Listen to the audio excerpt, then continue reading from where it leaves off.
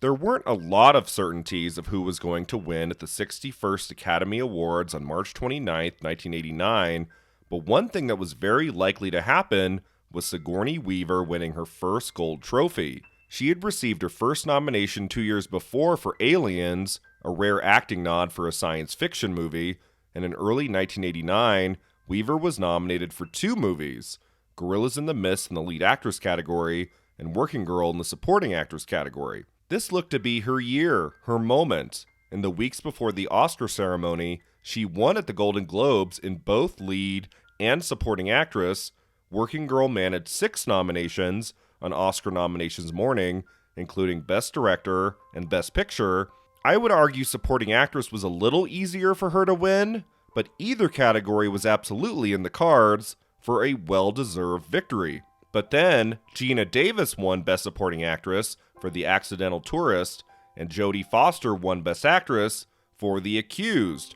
What a bummer for Weaver, going home empty-handed after being nominated for 2 acclaimed performances, but as the 1980s were ending, clearly Weaver was only getting started, so many more excellent dramatic and comedic performances just around the corner. With 3 Oscar losses, she was officially overdue for a win, so maybe the next nomination, likely sometime in the 1990s, would be her victory. Right? Right? Here we are, at the end of 2022. It has been almost 35 years since Sigourney Weaver's last 2 Oscar nominations, and she still hasn't won an Academy Award, and she hasn't even been nominated since. She's picked up a few nods at some other award ceremonies, and she took home a major prize in 1998, but despite so many worthy performances, she's been ignored by the Academy for all of the 1990s, the 2000s, the 2010s. Why has the sublime Sigourney Weaver never won an Oscar? And does she have a shot at a 4th nomination for any of her current movies at the upcoming 95th Academy Awards? Trust me, we'll get into it. If you're a fan of this phenomenal actress, you've come to the right place. Sit back, relax. It's time for Sigourney Weaver and the Elusive Oscar. First, let's start at the beginning. Susan Alexandra Weaver was born in New York City on October 8, 1949, to Mother Elizabeth, an English actress, and Father Sylvester, an American television executive who served as president of NBC and created The Today Show. At the age of 14, Susan took the name Sigourney from a minor character in The Great Gatsby, later attending Stanford, where she was involved in theater and performed in a group called the Palo Alto Company. After Stanford, she received a Master of Fine Arts degree from the Yale School of Drama. She started her acting career in commercials and small television roles. New from Campbell. Steak and potato soup? Chunky steak and potato soup. As well as a blink and you'll miss her cameo in Woody Allen's Annie Hall.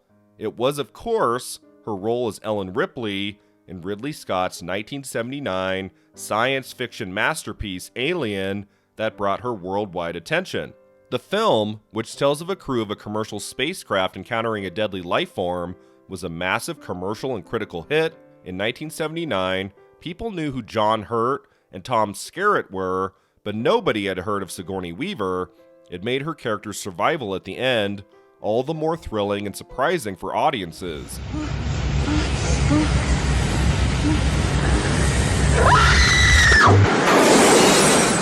Alien won the Oscar for Best Visual Effects, and Weaver received a BAFTA Award nomination for Most Promising Newcomer. In a short span of time, her film career kicked off with a bang, and the 1980s promised to be a stunning run of films and performances for Weaver, including 3 Oscar nominations. She received decent notices for dramas like Eyewitness opposite William Hurt and The Year of Living Dangerously opposite Mel Gibson, the latter film earning Linda Hunt an Academy Award for Best Supporting Actress. Weaver's next big hit came in 1984 with her inspired female lead performance in Ghostbusters, directed by Ivan Reitman. Well, that's great. Either I have a monster in my kitchen or I'm completely crazy. I don't think you're crazy. Oh, good. That makes me feel so much better. The Oscar-nominated fantasy comedy is one of the great classic films of the 80s, with a sharp script and great cast and dazzling special effects. This film wasn't going to win Weaver any awards, but it was another blockbuster on the resume that was going to keep her star status growing. And boy, did truly rich material come her way shortly thereafter. 3 Oscar nominations in 3 different genres: action, drama, and comedy. It's almost unheard of to receive an Academy Award nomination for acting in a giant action blockbuster, but it happened for Weaver in early 1987 when she received her first glorious Oscar nod for her role as Ellen Ripley in the exciting James Cameron sequel, Aliens. At first, it didn't seem clear if Weaver would appear in the years-long in development sequel, especially with a different and mostly untested director on board, but Weaver responded well to the script and showed interest in taking the character in a new maternal and totally kick-ass direction.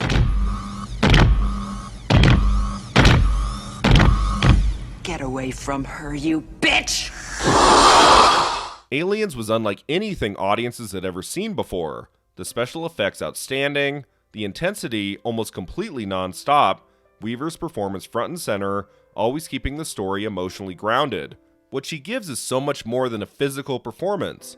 Her determination to keep young Newt alive on a space colony where there's numerous extraterrestrials running about is always compelling, and it gives Ripley a new layer of humanity that wasn't as clearly seen in Ridley Scott's original. Weaver is amazing in the sequel, has so many applause-worthy moments.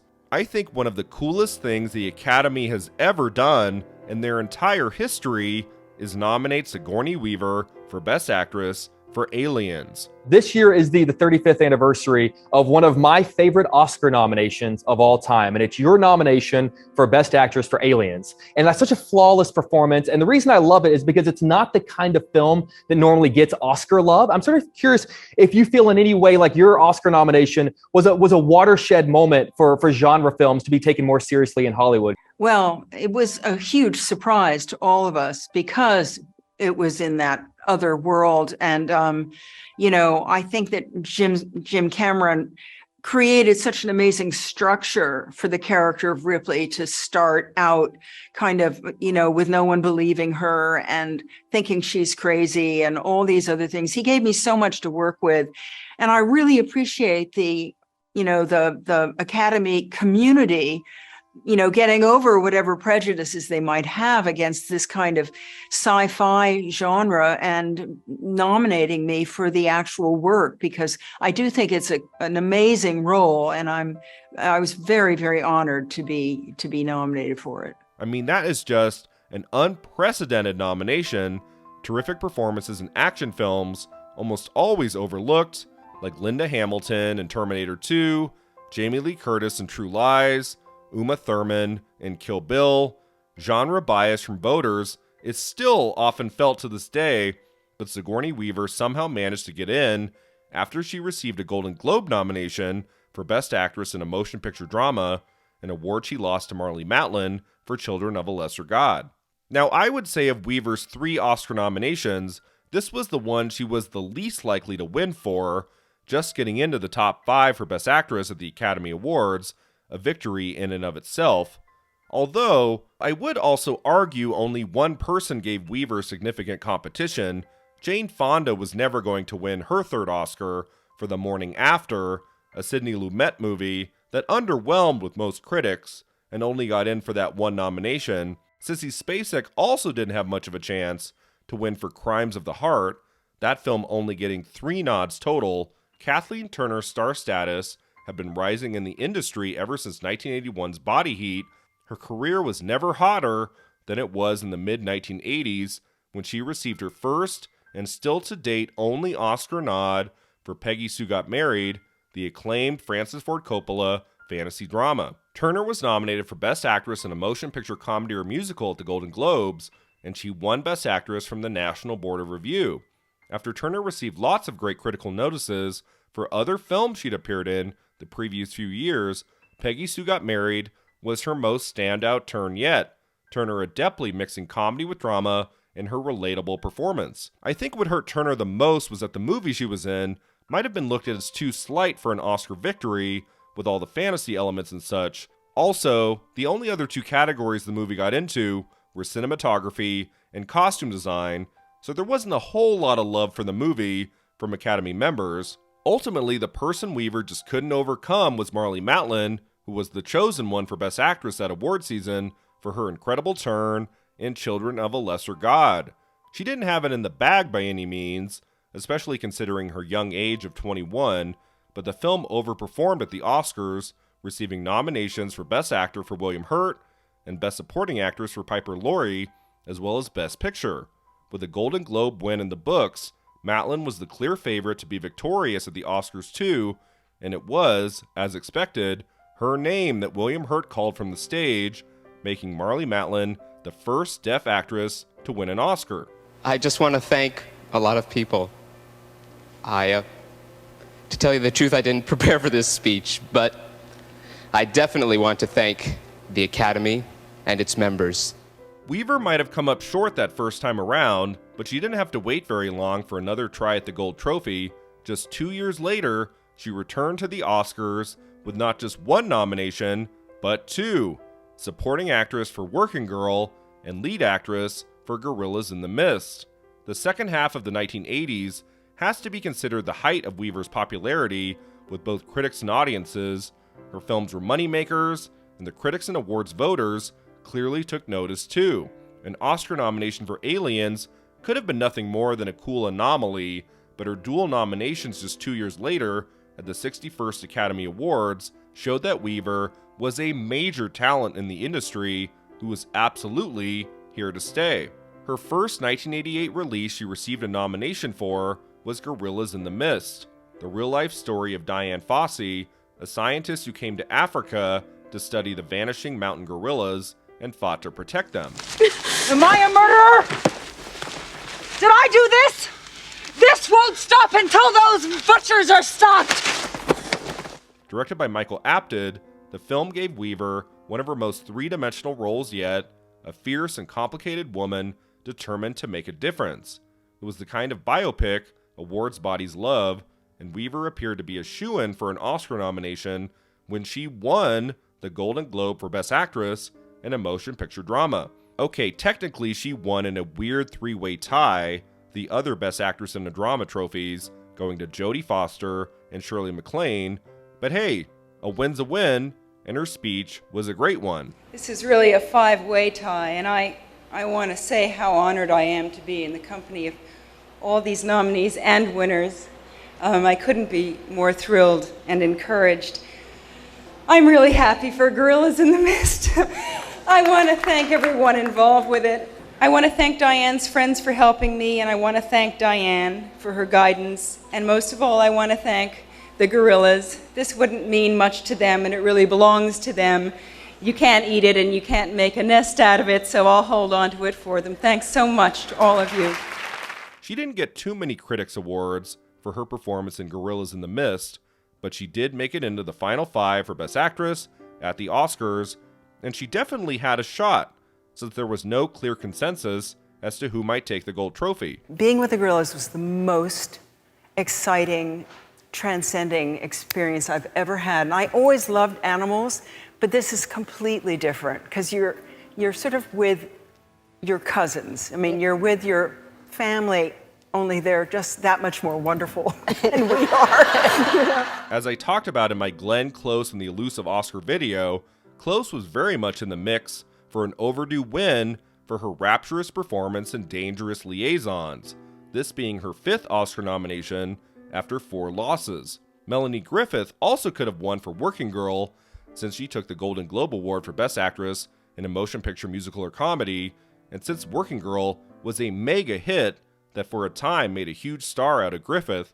I would argue the only person who didn't have a shot at the 1989 ceremony for Best Actress was, oddly enough, Meryl Streep, not because she wasn't deserving for her emotional turn in A Cry in the Dark, but because after 2 wins and so many nominations received over just a 10-year period, there was a bit of Streep Oscar fatigue settling in at this point. Alas, it was Jodie Foster who took the Best Actress Oscar that year for her powerful performance in The Accused, about a young woman who suffers a brutal gang rape in a bar and goes after justice for the perpetrators. Given that this was The Accused only Oscar nomination, you could argue her victory came as a bit of a surprise. Close, Griffith, and Weaver all in movies that received multiple nominations. But there was just something emotionally raw and riveting about Foster's turn that couldn't go ignored, and so she took home the trophy that night, just 3 years before she would win her second Best Actress trophy for The Silence of the Lambs. My mother, Brandy, who taught me that all of my finger paintings were Picasso's, and that I didn't have to be afraid, and mostly that cruelty might be very human, and it might be very cultural, but it's not acceptable, which is what this movie's about. Thank you so much. I do think it's hard not to look back and think that the 1989 Best Actress prize should have gone instead to Weaver or Close or Griffith, since none of them has ever won an Oscar all these years since, while Foster has too, but it's just the way the votes went that year, and besides, it's not like Weaver's loss for Best Actress meant she had to go home a loser that night. She was also, of course, up for Best Supporting Actress for her amazing performance in Working Girl, about a young woman whose boss steals her idea and she seizes an opportunity to steal it back by pretending she has her boss's job. Weaver is perfectly suited for the role of Catherine Parker, the conniving boss. She's intimidating, funny, sexy. It's a great role that Weaver relishes every scene of. My biological clock. Big deal going. Principals are all meeting at 2. And I've been thinking, let's merge. Although she was a strong possibility to win the Oscar for Best Actress for Gorillas in the Mist, Sigourney Weaver was the frontrunner that season to win the Oscar for Best Supporting Actress for Working Girl for a few reasons. First, Weaver was nominated for Working Girl at the BAFTA Awards, and she won the Golden Globe in the Best Supporting Actress category, not tying with anyone else, which allowed her to have another great speech. Well, this picture was such a privilege to be a part of. It had the most wonderful script, the most wonderful cast, and an amazing director. And I'd like to thank the Foreign Press Association for adding to my good fortune with this nomination and now with this award. And I know Catherine would like me to thank all the little people, but she can't remember who they are. Working Girl got into Best Picture and Best Director at the Oscars, which showed great enthusiasm for the movie from the Academy. Weaver had been nominated before for Aliens, and being a double nominee that night, it seems to me that voters would have wanted to award her in one of the two categories. With Best Actress more competitive, I'd say the category to give Weaver the Oscar was Supporting Actress. For Working Girl, Mike and I knew a few people around town in New York who had bits of Catherine in them. And so we were able to start with an idea of Catherine that was actually maybe good, a good person, you know, but she makes a mistake and then she compounds it and she's definitely compromised. But we had a lot of fun because we could see why some of these character traits would be good. I would say Frances McDormand seemed like only an outside possibility to win the trophy for Mississippi Burning. Don't worry, she made up for her loss here later, over and over and over again. Michelle Pfeiffer had a bit more of a chance for Dangerous Liaisons, given her BAFTA win for Best Supporting Actress. Gina Davis, like McDormand and Pfeiffer, was on her first Oscar nomination for The Accidental Tourist, and it was her name Melanie Griffith and Don Johnson read from the stage instead of Sigourney Weaver's. It almost seems like the Academy producers thought Weaver would win, since her Working Girl co-star Griffith presented the Supporting Actress trophy. So what happened here? The only theory I have about the situation is that enough of Weaver's votes for Supporting Actress were split with another nominee from the same film, Joan Cusack. As great as Weaver is in Working Girl, Cusack makes a memorable impression too, so funny and wacky and original that I bet some people who might have otherwise voted for Weaver ultimately gave their votes to Cusack instead. With Working Girl votes split between two different actresses, Gina Davis was able to climb to the top. Her performance in The Accidental Tourist, highly acclaimed, as was her comedic turn in Beetlejuice, released the same year. Let's see, I'd also like to thank Ruth Myers, our wonderful costume designer, David Eidenberg and Susan Geller, my wonderful acting coach, Roy London, and my other wonderful acting coach and darling husband, Jeff Goldblum. Thank you to all the members of the Academy. I bet you it was close, but Weaver had to remain in her seat at the 61st Academy Awards all night long, her name never being called despite her having a genuine shot at both trophies. She's not like Glenn Close, who seemingly always had one other person in her way, like Cher for Moonstruck or Olivia Colman for The Favorite. Weaver could have won an Oscar at the 1989 ceremony, and it surprises me to this day that she didn't. But that's okay. At the dawn of the 1990s, Weaver was at the top of her game as an actress, and a fourth Oscar nomination, and likely her first win, seemed to be just a few years away. She just needed the right project, the right role, the right director, and her moment on the Oscar stage would come, right? It is so crazy to think that in the 33 years since Sigourney Weaver lost her Oscar races for Gorillas in the Mist and Working Girl, she has never received another Oscar nomination, despite many excellent roles she's done between then and now in both drama and comedy, despite her being nominated for more Golden Globes along the way, and even winning a BAFTA award for Best Supporting Actress, despite her continuing to prove all the way into this year how gifted of an actress she truly is. I think I was very lucky because I wasn't a babe, but I could play a babe. I wasn't this, but I could play that. So I would always just pick the story and not the role. And I thought, is this a story I want to see? Is this a story about something I really believe in? It has cumulatively shown a lot of different fun things that I got to do. So what are some roles she's had since the 90s I think she should have been nominated for? As great as Sigourney Weaver was in the comedy Dave and the thrillers Death and the Maiden and Copycat, her next serious year on the award scene came in 1997.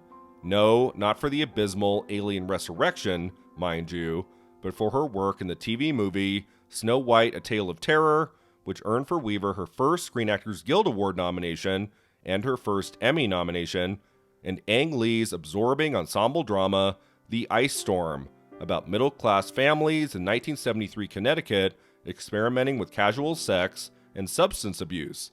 Weaver plays Janie Carver, who's cheating on her husband with Ben, another married man, played by Kevin Kline. Ice Storm, you were brilliant in that movie. Oh, thank you. You were so great in that. Thank you. Oh, you were a mean, cold witch. That's not true. You were a mean, cold witch. No, that's not true. She's not a mean, cold witch. She just doesn't, she's not a hypocrite. The Ice Storm is one of the best films of 1997 by far, a movie that sweeps you away to a time and place that feels so authentic, so lived in, and the cast is doing some of their finest work ever, like Kline, Joan Allen, Christina Ricci, and absolutely Weaver. After a nearly decade-long absence from any major awards nominations, Weaver looked like a shoo-in for a Best Supporting Actress nod at the Oscars for The Ice Storm. She made it in at the Golden Globes, where Kim Basinger won for LA Confidential, and then, something I think is so great, she won the BAFTA award for Best Supporting Actress, beating out 3 other nominees that weren't even a part of the Oscar conversation.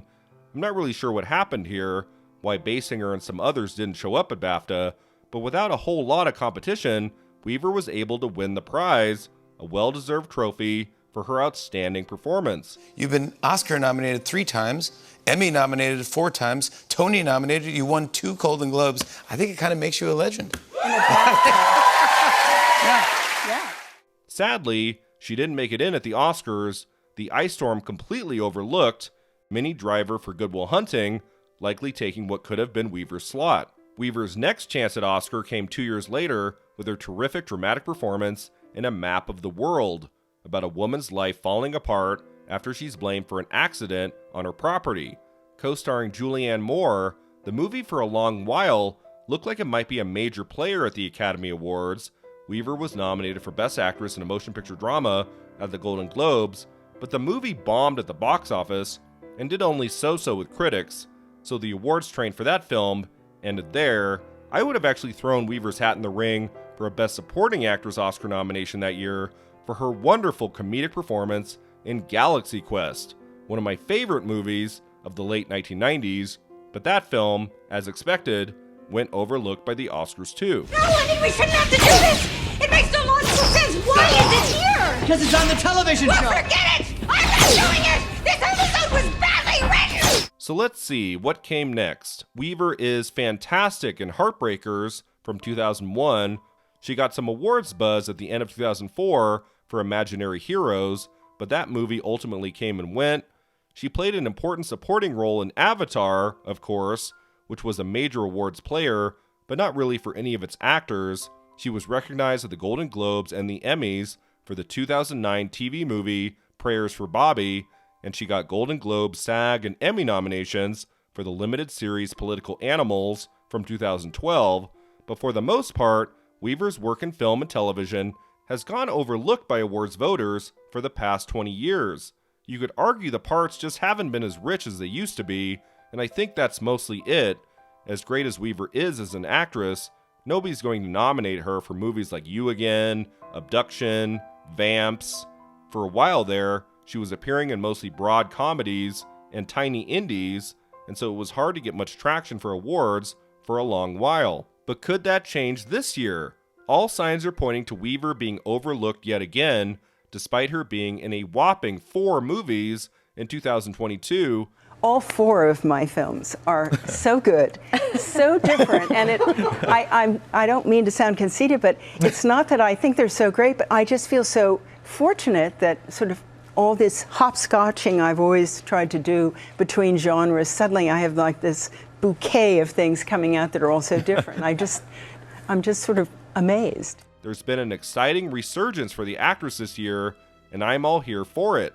Weaver reuniting with her Ice Storm and Dave co-star Kevin Kline for The Good House, and working with director Paul Schrader in Master Gardener.